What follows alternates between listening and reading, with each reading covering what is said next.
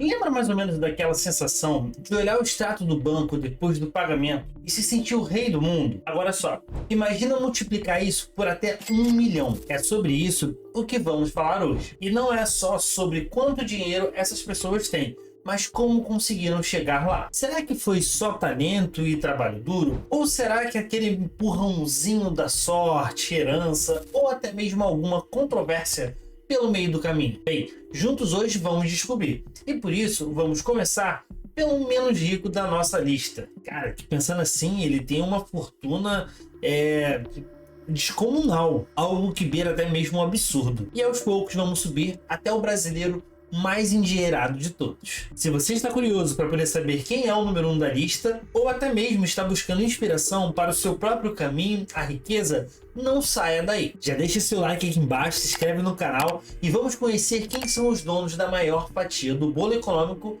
brasileiro. Em nono lugar, eu quero falar para vocês sobre o Werner Kemmerich. Vocês já ouviram falar sobre ele? Abrindo nossa lista dos super ricos brasileiros, na nona posição, com apenas 5,5 bilhões de dólares, temos Werner Kemmerich. Se você nunca ouviu falar dele, não se sinta mal. Esse eu acho que é provavelmente ali o bilionário mais discreto da nossa lista. Kemmerich fez sua fortuna investindo no Grupo Abril, aquele das revistas que a gente folheava na sala de espera, antes dos smartphones ali quando você estava no dentista e médicos. Então, é essa mesmo. Tá, para vocês que talvez estejam em dúvida, eu vou lembrar para vocês alguma delas. Tanto quanto a Veja, a Exame, Quatro Rodas. Lembrou? Pois é. Enquanto a gente lia as fofocas dos famosos, ele estava comprando um pedaço da empresa toda. O cara tem uma história interessante. Ele entrou no Grupo Abril ali mais ou menos durante um período de vacas magras, quando a família Civita, fundadora do grupo originalmente, estava enfrentando sérias dificuldades financeiras. Como dizem por aí, a crise de uns é a oportunidade de outros. Melhor dizendo, né?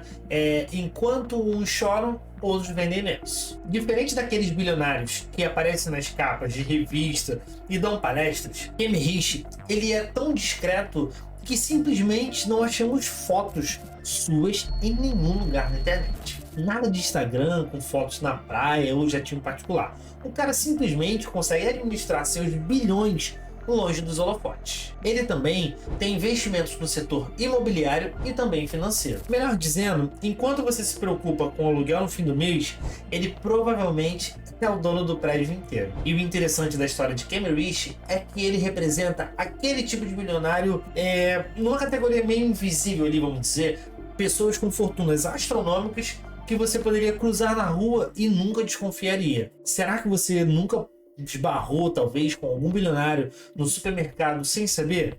Pense nisso. E o bilionário chamado Alexander Bering?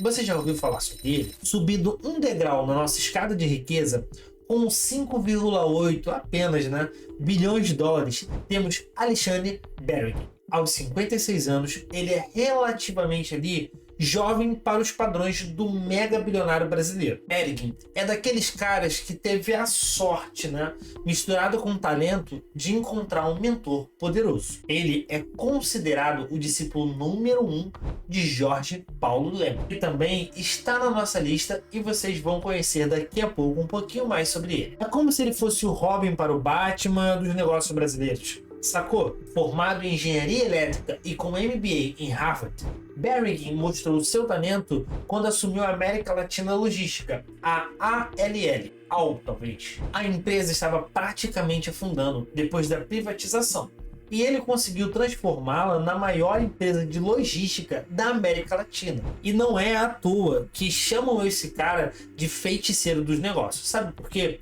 Lá em 2024, ele se tornou sócio fundador da 3G Capital, um fundo de investimentos que comprou empresas gigantes, como o BK, a Heinz, e participou da fusão com a Kraft Foods. Isso mesmo, o ketchup que você usa no cachorro-quente, o queijo do seu macarrão ajudam a encher os cofres desses brasileiros. E apesar da fortuna astronômica, dificilmente você vai ver Bering nas colunas sociais ou ostentando nas redes também. Pelo jeito, parece que é um padrão, a descrição é uma característica comum entre os super ricos brasileiros. Eles não precisam ostentar quanto eles têm. E aí fica uma dúvida, será que tem algo que eles não queiram que a gente saiba, talvez? Sei lá, meio misterioso. Na próxima lista de bilionários, eu quero citar dois ali diretamente. É o Carlos Alberto Sicupira e Marcel Telles. Avançando mais na contagem, nas posições 7 e 6, temos o Carlos Alberto Sicupira com 6,2 bilhões de dólares. E ao lado, Marcel Herman Telles, com 6,5. Esses dois são praticamente inseparáveis na história dos negócios brasileiros. Sicupira e Telles são parceiros de longa data. Inclusive, eles têm uma amizade em comum que é Jorge Paulo Lemos. Juntos, os três formam o que o mercado chama de trio da G. Se os bilionários brasileiros fossem talvez uma série de Netflix, esses três seriam como se fossem os protagonistas principais. Sicupira tem mais ou menos ali 74 anos. E a fama dele é por ser obsessivo com o corte de custos. Ela dizendo, o cara meio que mão de vaca. Dizem que ele é tão rigoroso, mas tão rigoroso, que consegue enxergar desperdícios onde ninguém mais vê. Nas empresas dele, até o cafezinho dos funcionários entra numa planilha certa de gasto. Agora imagina levar esse cara para um rodízio de pizza. Provavelmente ele contaria quantos pedaços cada um comeu para saber se valeu a pena o rodízio ou não. Uma curiosidade sobre Sicupira é que em 1982 ele comprou as lojas Americanas, que estava à beira da falência. O que não acaba sendo tão diferente dos dias de hoje, vamos assim dizer, né? E com sua gestão bastante linha dura, ele transformou a empresa em uma potência do varejo brasileiro. Cara, é quase impossível você não conhecer as lojas Americanas. Então, da próxima vez que você for comprar alguma coisinha baratinha mesmo lá nas lojas Americanas, lembre-se, uma pequena parte do seu dinheiro vai para o bolso desse senhor. Já Marcel Telles, aos 73 anos, é considerado o cérebro financeiro do trio. Se Sicupira ele corta custos, Telles é o cara que sabe onde investir o dinheiro economizado. Ele tem um talento especial para identificar as oportunidades de negócio que ninguém vê tão bem. Juntos com Lehman, eles transformaram a cervejaria Brahma na gigante mundial AB InBev. Simplesmente a que produz a cerveja Budweiser, Corona, Stella, Brahma, Skol, dentre várias outras. Então, se você curte a cervejinha no final de semana, já pode agradecer esses caras. Um outro bilionário também bastante curioso é o André Esteves. Chegando ao meio da nossa lista com 6,9 bilhões de dólares, temos André Esteves. Se tem uma história aqui que parece um roteiro de filme, é a desse cara. André começou como estagiário no Banco Pactual aos seus 21 anos, ganhando provavelmente pouco mais que um salário mínimo. É tipo você começar entregando o currículo na padaria e no final você se tornar o dono dela. Em apenas 8 anos, ele se tornou sócio do banco. Isso se chama ascensão, meteórica. E em 2006, ele liderou a venda do Pactual para o banco suíço UBS. E nisso, teve um investimento ali de 3,1 bilhões de dólares. Já pensou em receber uma notificação no app do banco, com esse valor? Mas a melhor parte vem agora. 3 anos depois, durante a crise financeira mundial, ele recomprou o mesmo banco por 2,5 bilhões. Isso mesmo, amigos. Ele vendeu caro e comprou barato o mesmo banco. E isso é o sonho de todo investidor. O banco, então, ele entrou com uma cara nova. Ele foi repactuado como BTG, onde essa sigla significa Back to the Game, né? De volta ao jogo. Um nome, bem apropriado, né? Bacana até. Mas, queridos, nem tudo são flores. Na vida do nosso quinto colocado, houve uma reviravolta e tal. Lá, em 2015, André foi preso durante a Operação Lava Jato. Agora, imagina só, num dia você está tomando, champanhe em jatos particulares, e no outro está numa cela da Polícia Federal. E ele ficou, 23 dias preso. E embora depois todas as acusações tenham sido arquivadas, sua imagem sofreu, um baita arranhão. Hoje, Esteves voltou ao centro das decisões do BTG Pactual. E, mesmo sem um cargo oficial ali, como dizem por aí, dinheiro é poder. O banco dele continua crescendo e comprando outras empresas, mostrando que no mundo dos bilionários, quedas podem ser apenas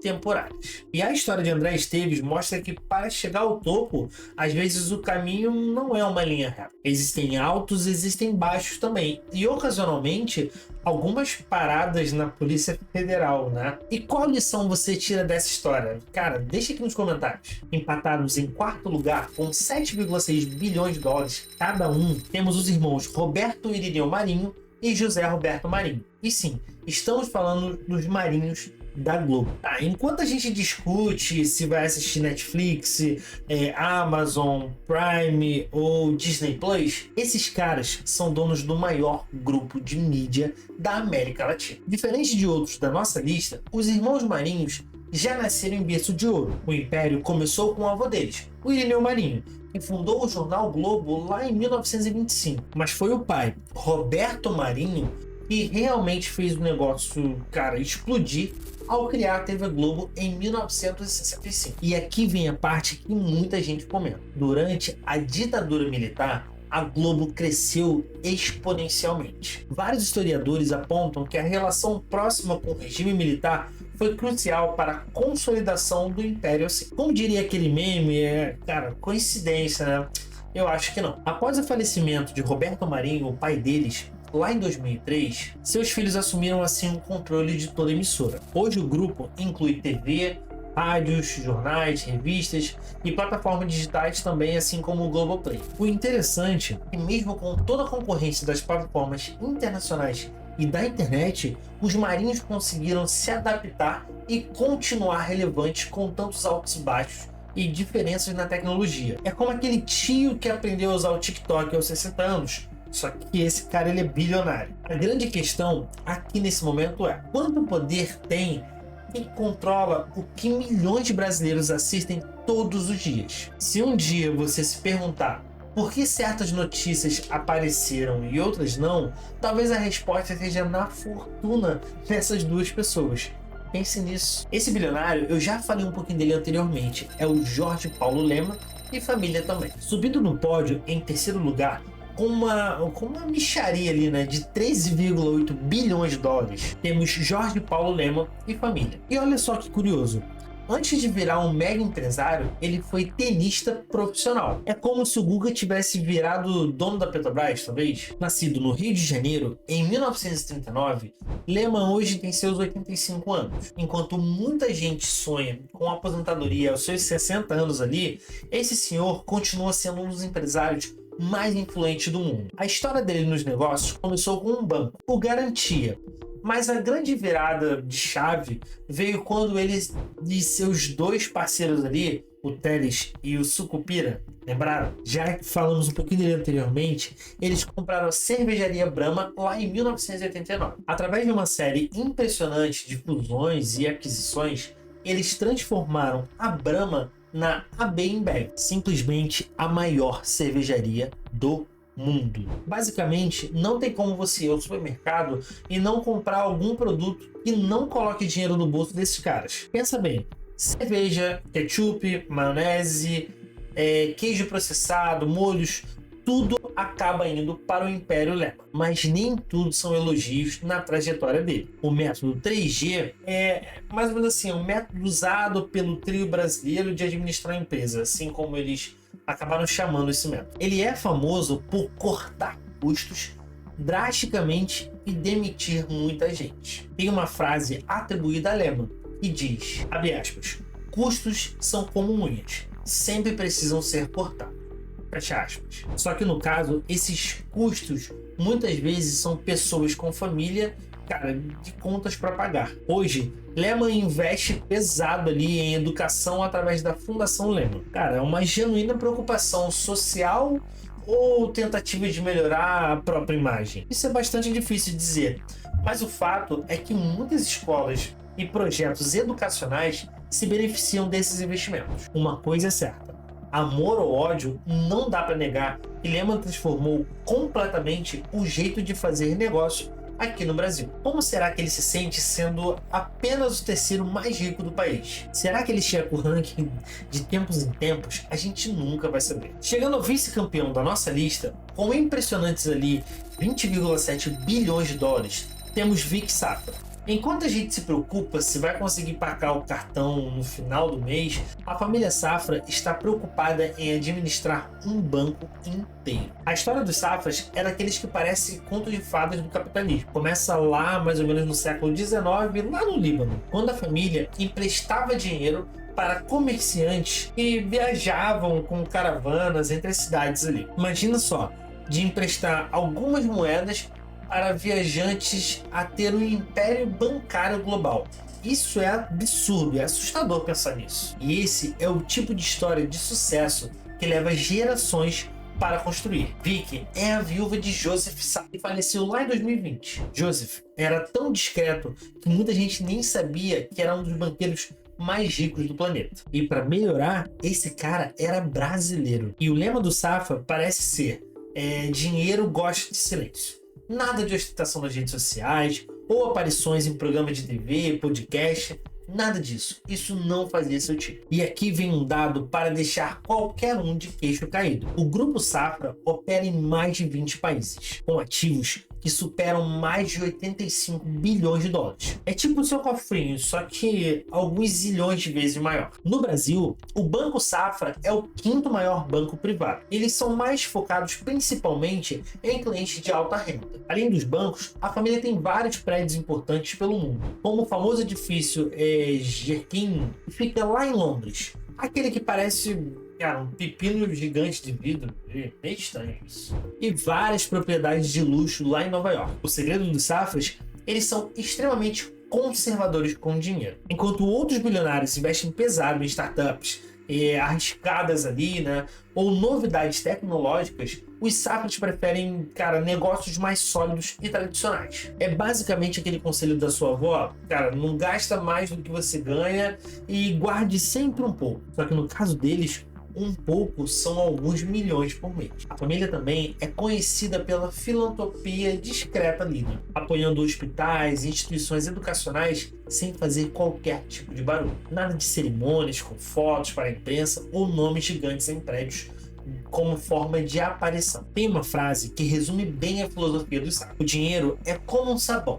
Quanto mais você mexe nele, menor ele fica. Por isso, eles evitam especulações arriscadas e preferem a solidez de investimentos mais tradicionais. Será que é essa a receita para manter uma fortuna, por gerações? Isso é algo a se pensar. Em primeiro lugar, eu particularmente nem conhecia ele, tá? E assim, a gente chega ao grande campeão da nossa lista, o brasileiro mais rico de 2025. Ele se chama Eduardo Saverin, com um impressionante 34,5 bilhões de dólares. Bilhões com B maiúsculo. Eduardo nasceu lá em São Paulo, em 1982.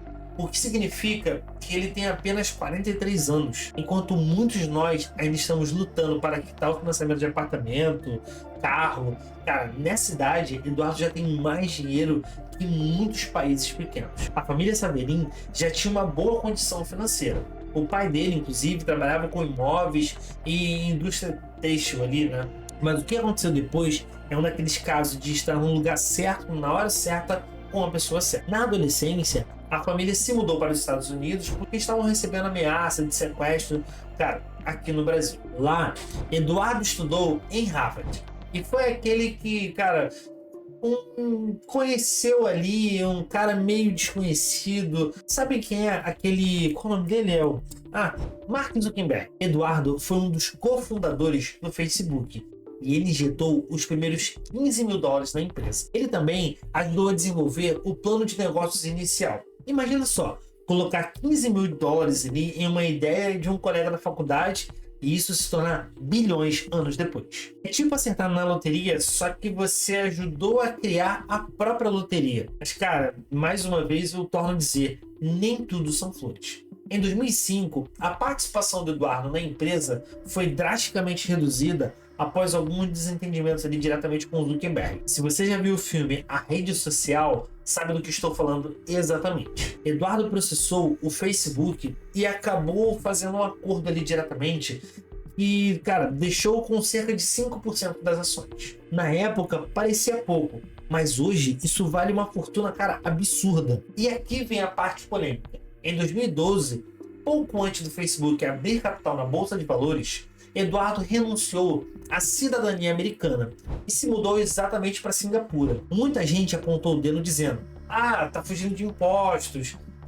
Cara, mas não, a mudança aconteceu justamente antes dele receber bilhões em ações. Bem, coincidência? Eu vou deixar para vocês decidir. Atualmente, morando em Singapura, Eduardo comanda a AB Capital Group, uma empresa que investe em startups de tecnologia e principalmente voltado para a Ásia. A empresa já administra mais de 6 bilhões de dólares em ativos. O mais curioso sobre Eduardo é que, apesar de ser brasileiro, o mais rico, pouquíssimas pessoas reconheceriam ele na rua. Ele mantém um perfil super discreto. Nada de iate, festas extravagantes ou ostentações nas redes sociais. Uma lição que podemos tirar da história de Eduardo é que, às vezes, uma única decisão, como investir em uma startup de um colega de faculdade, pode mudar completamente o rumo da sua vida. A questão é, cara, você reconheceria essa oportunidade se ela batesse na sua porta? Bem, eu particularmente tenho uma visão péssima para isso. Pessoal, e assim chegamos ao final da nossa viagem pelo mundo dos super ricos brasileiros. O que dá para perceber olhando para essas histórias incríveis? Vocês notaram algo em comum? Primeiro, note como muitos deles são extremamente discretos. Diferente daqueles milionários ali de Instagram. Mostram carrões, mansões o tempo todo. Os verdadeiros bilionários geralmente preferem ficar longe dos holofotes. Como dizem por aí, dinheiro grande fala baixo. Segundo, veja como a diversificação ela é muito importante. Nenhum desses bilionários depende de um único ativo ali, de um único negócio geral. Eles têm diversos investimentos em vários setores. Em terceiro, perceba como vários deles se beneficiaram de boas conexões e de estar no lugar certo na hora certa. Claro que tem muito trabalho duro envolvido, mas não dá para negar que alguns ali tiveram aquela, forcinha da sorte também. Por último, será que dá para ficar tão rico sendo 100% certinho? Polêmicas à parte, fica a reflexão. O sistema atual realmente permite acumular fortunas bilionárias sem algumas curvas pelo caminho? E aí, qual dessas histórias você achou mais inspiradora? Ou talvez mais controversa? Galera, e aí? Qual dessas histórias vocês acharam mais inspiradora? Ou talvez mais controversa? Deixe aqui nos comentários, é muito importante pra gente. Preciso entender o que vocês pensam. E se você gostou desse vídeo, não esquece de deixar aquele like que fortalece muito no canal. Se inscreve, não custa nada se inscrever também. E ativa o sininho aqui do lado, porque quando lançarmos algum vídeo novo, você será notificado bem rápido. Afinal, conhecer como os bilionários pensam e agem podem não te fazer rico do dia para a noite, mas certamente te dá alguma lição valiosa. Pessoal, muito obrigado. Um beijo no coração de vocês. Tamo junto. Fui!